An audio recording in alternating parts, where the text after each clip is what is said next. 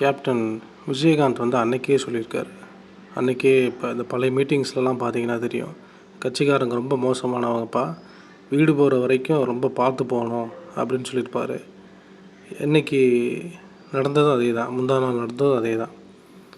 ஒரு ஆளை டம்மி ஆக்கணும் அப்படிங்கன்னா என்ன வேணாலும் இந்த கட்சிக்காரங்க பண்ணுவாங்க. அதாவது இப்போ இருக்கிற கட்சிக்காரங்க ஒரு ஆள் பெரிய ஆள் வளர்ந்து வரான், பெரிய லெவலில் வளர்ந்து வரான் அப்படின்னா என்ன வேணாலும் பண்ணுவாங்க டம்மி ஆகிறதுக்கு.